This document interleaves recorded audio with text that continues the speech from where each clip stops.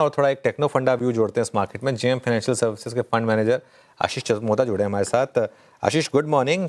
रुकेगा या नहीं मार्केट? ये अब तो हम इंट्राडे में 22,800 भी तोड़ चुके हैं, मतलब जो लो थे जनवरी के 22,786, ऑलमोस्ट वहां तक आ गए हम।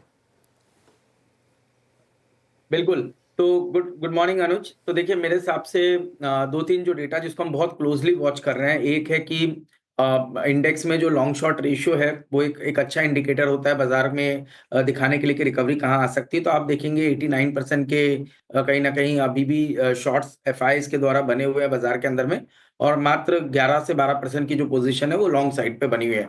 अब ये जो लेवल्स है, टिपिकली हमने देखा है कि जब भी ये रेशियो 10% के आसपास आ जाता है लॉन्ग शॉर्ट का रेशियो, तब एक कहीं ना कहीं बाजार में रिवर्सल के चांस बनते हैं। और क्योंकि हम उस लेवल के कहीं ना कहीं आसपास है, तो मुझे लगता है कि ये एक पहला साइन होगा जिसको बहुत क्लोजली ऑब्जर्व करना पड़ेगा। इसका मतलब ये नहीं कि ये लेवल आ गया इसका मतलब हम जाके कल बाइंग कर ले। ये एक इंडिकेटर है कि यहाँ पर पे बहुत एक्सट्रीम ओवरसोल्ड पोजीशन एफआईज की, और जनरली इस एरिया से रिकवरी आती है।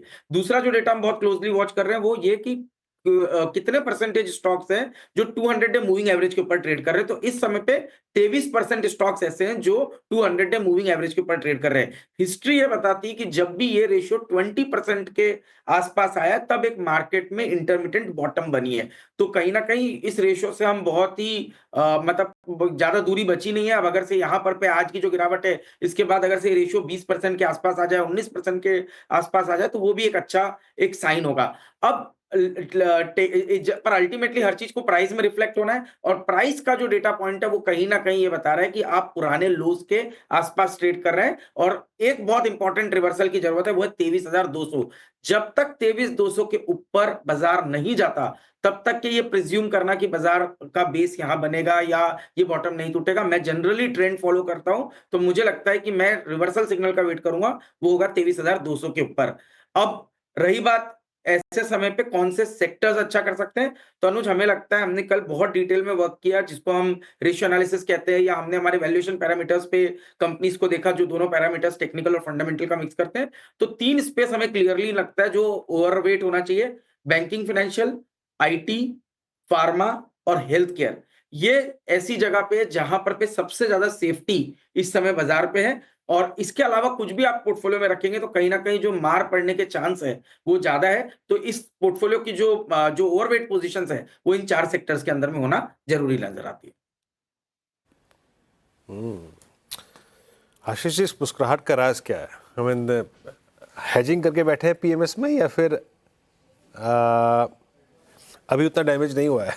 क्या नहीं, देखिए वीरेंद्र, एक तो क्या है, जब आप साइकिल्स बहुत सारी देख चुके रहते हैं तो जनरली आपको एक आइडिया आता है कि ये देखिए, ये तो बाजार का पार्ट है, ये होता रहेगा।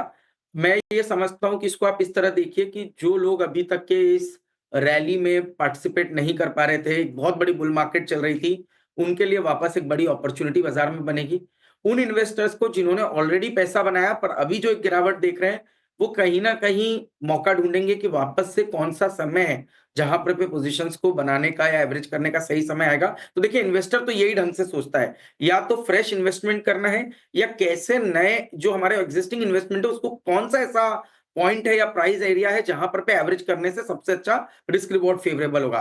क्योंकि अब ये प्राइस डैमेज तो आ चुका है, इसमें देखिए कोई बात नहीं, इसमें सबको मार पड़ी, चाहे हम हो या दूसरा कोई भी जिसके पास पीएमएस हो या स्टॉक पोर्टफोलियोज हो, सभी को मार पड़ी है। पर इसको अगर से आप पॉजिटिविटी के साथ देखें तो अब एक अच्छी अपॉर्चुनिटी भी बाजार में बनना शुरू हो जाएगी। तो मेरे हिसाब से अब अपने आप को ओपन रखिए, देखिए कहाँ कहाँ प्राइस करेक्शन हुआ है, बट अर्निंग ग्रोथ अच्छी आ रही है, टॉप लाइन ग्रोथ अच्छी आ रही है, केपेक्स किसी कंपनी ने ऑलरेडी कर चुका है और अब वहां पर पे एसेट टर्न अच्छा हो सकता है, तो वहां पर पे आपको अर्निंग ग्रोथ नजर आएगी। और मुझे लगता है कि ये एक अच्छा एरिया होगा जहां से अच्छे स्टॉक्स के अंदर में देखने की हम शुरुआत कर सकते हैं।